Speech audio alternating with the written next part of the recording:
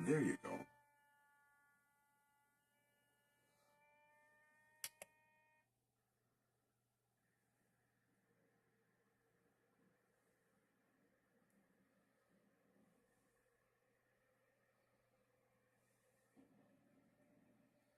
You're airborne.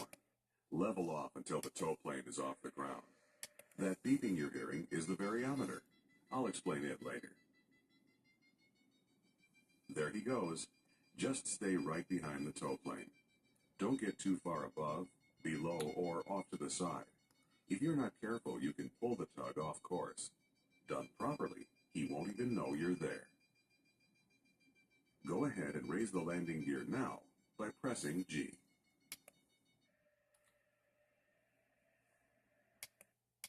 Visualize a box around the tow plane and try to keep the glider in that box at all times. You'll know you're getting outside that box when you can see the sides, top, or bottom of the tow plane. It's best to stay just a bit high on the tow. The weight from the tow plane's wings flows downward, so staying high will keep you in smooth air. You've only paid for a tow to 2,500 feet above the ground, so he'll expect you to release at that height. That's about 7,200 feet on the altimeter. The tow rope release is the yellow knob on the bottom left side of the instrument panel. To release the rope, you can click it or press Shift Y, but don't touch it until you're at altitude. That would make for an awfully short flight. Speaking of shorter than expected flights, there comes a time in every glider pilot's career when he doesn't make it back to the airfield as intended. Either through bad decision-making or lack of lift, he or she has to put the glider down in a field. This is called landing out. It's actually quite routine in cross-country soaring, but it's embarrassing nonetheless.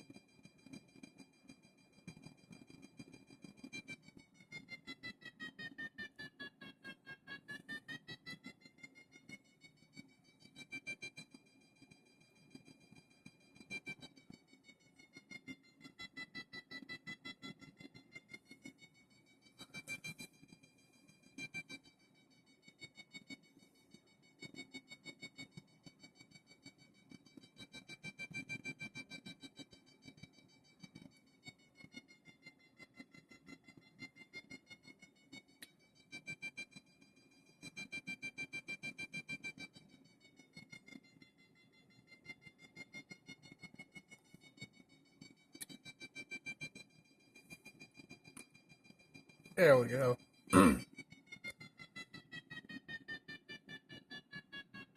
Okay, you're nearing 7,200 feet. Time to release from the tow rope. Hold the Okay. yellow knob to release the rope, then make a gentle right turn. Alright, brake. Nicely done. Now level off and trim the glider to fly at 80 knots. Now that you're on your own and powerless, you'll need to find rising air to stay aloft. Keep flying straight and level, and I'll explain what to do next. Rising air, or lift, comes in a few different forms. The most common variety is a thermal. A thermal is simply a volume of air that's been heated by the sun and is hotter than the surrounding air. This causes it to rise into the sky in a column. On a sunny day, if you see a soaring bird flying in circles without flapping its wings, it's because it's found a thermal. This is exactly what you'll attempt to do. You'll generally find thermals rising above surfaces that absorb the sun's heat more than the surrounding terrain. Plowed fields, rock outcroppings, or concrete areas are always good bets. There's a large thermal over the fields just west of here. Head west so you can find some lift. Just like a powered aircraft, this glider has a vertical speed indicator that shows how fast the glider is rising or descending. It also has a variometer, which is a more precise instrument that indicates the vertical speed of the air you're flying through. You'll find the variometer just below the airspeed indicator. There's also an audio cue to help you find and stay in rising air. Beeping means the air is rising. The higher pitch the beeping, the faster the air is moving upwards. A steady tone means the air is either still or descending. The lower the tone, the faster the air is sinking. With these aids, as soon as you enter or exit a thermal, you'll know it. Here we go. Watch your speed. Any faster and you'll overstress the airframe.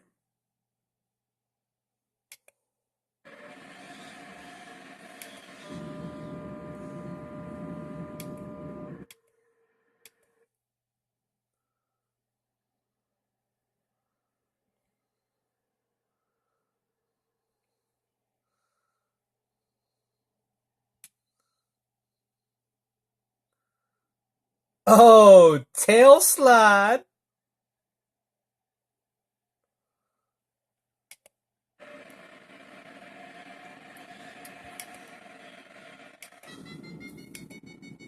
Okay. Gear down.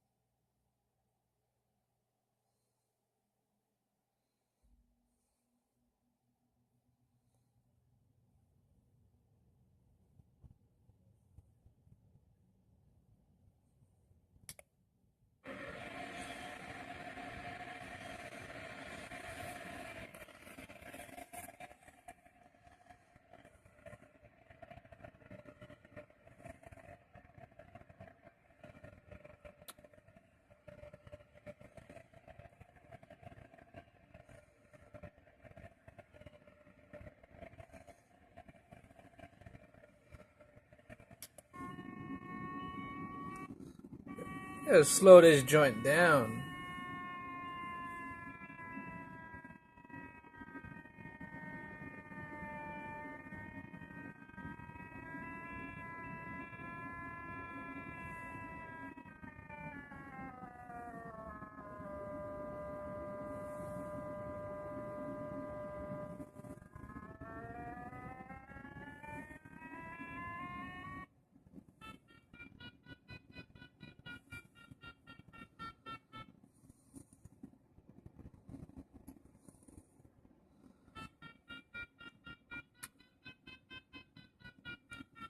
Slow it down, slow it down, slow it down.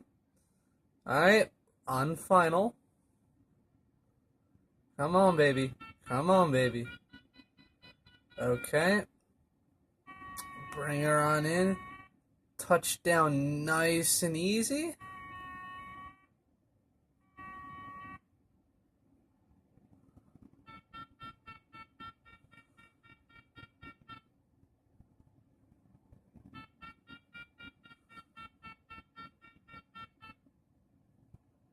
Touchdown. Now keep the wings level as long as possible.